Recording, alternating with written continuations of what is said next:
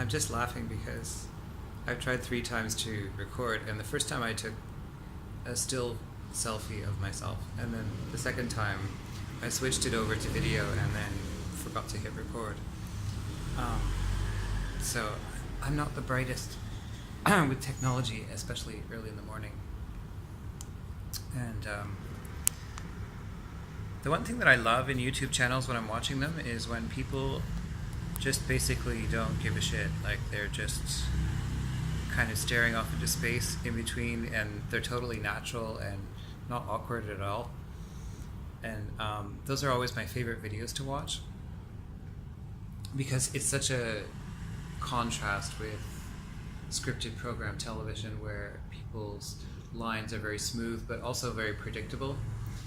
And I watch a lot of channels like Jessie V from Ontario, Canada, who does a lot of paranormal videos and talks about her life, and Kayla, who I think lived originally in Arkansas and now in Vermont.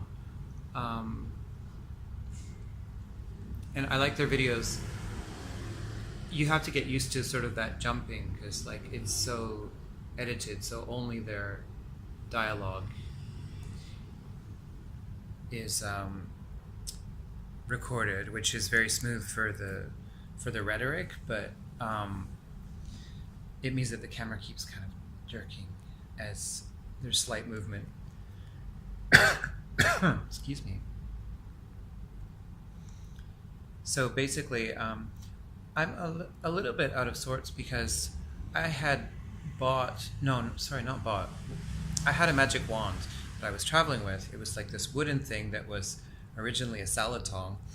I think when people travel in Africa, they buy these souvenirs. And this one was from Kenya. And my friend in England actually had the whole set of wooden salad tongs, and on the handle, the haft, was kind of this totem that looked like a pregnant woman wearing like a sort of pharaoh's crown, but not exactly the Egyptian style. It looked more like tribal. And she said that they always made her slightly uncomfortable, so I took them with me to India, and then when I moved, I decided to travel. I got rid of all kinds of stuff, but I decided that I wanted one of the salad tongs, so I broke off the serviceable end and just kept the haft, and I've been using that in my rituals. Especially when I didn't really know where I was going, I would just put it on the floor and spin it, and then I would decide to go in the direction that it pointed. And since I have got to this room here in Bangkok, it's gone.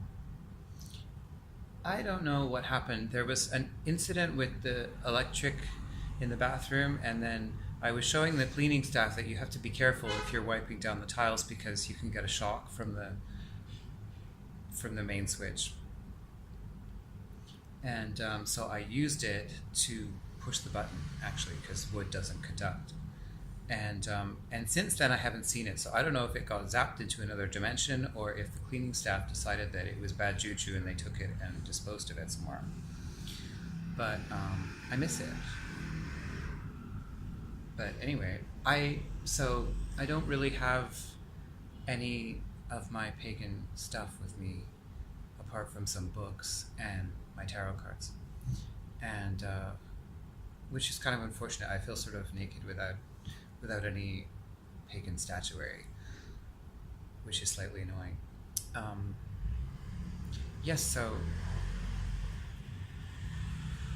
that's all I really wanted to express at the moment.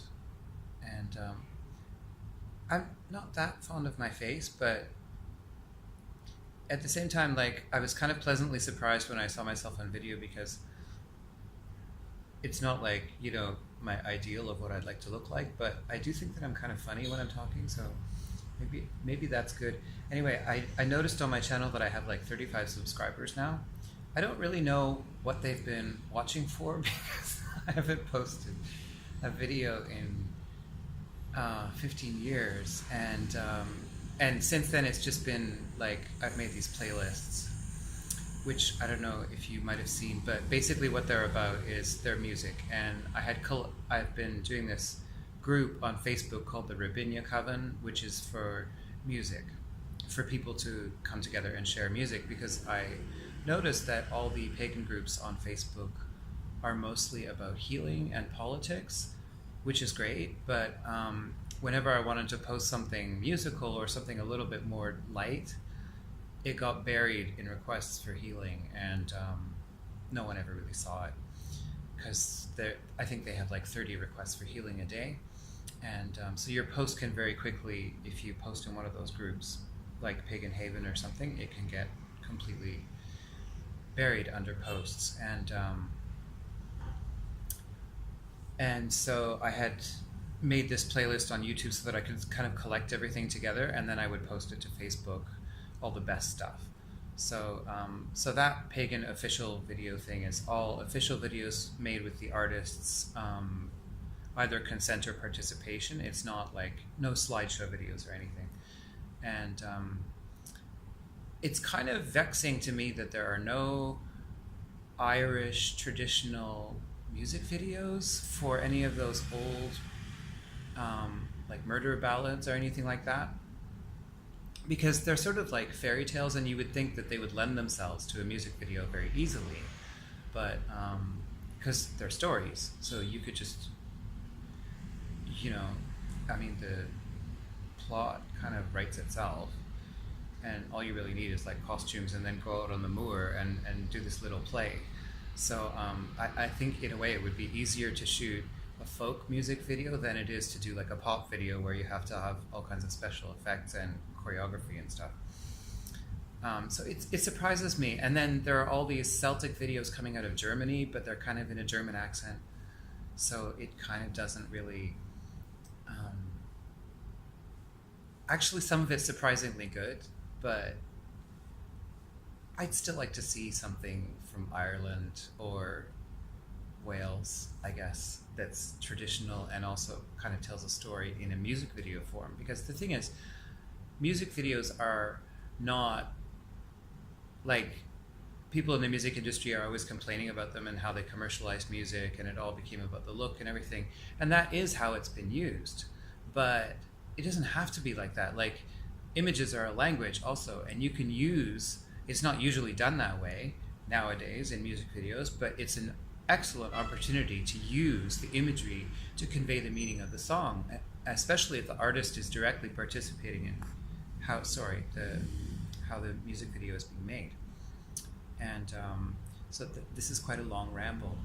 So and the other playlist called Lincoln and Madison is really just a bunch of songs that I thought were good, but it was also kind of like songs that I thought the people from my parents' generation could appreciate, because I had made that playlist for someone in particular who was like an uncle, and I knew that he would like all of that music with a good songwriting and kind of nice acoustic sounds, not quite so techno, not quite so electronic.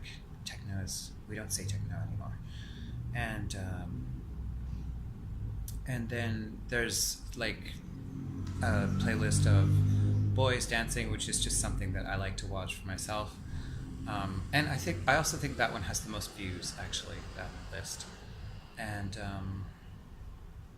and then I started one called The War Bride, which is just about like female rock performers, because especially that are slightly influenced by grunge and are kind of feminist in some way, because in the 90s we had a lot of those, and then in the new millennium not, and then again in the second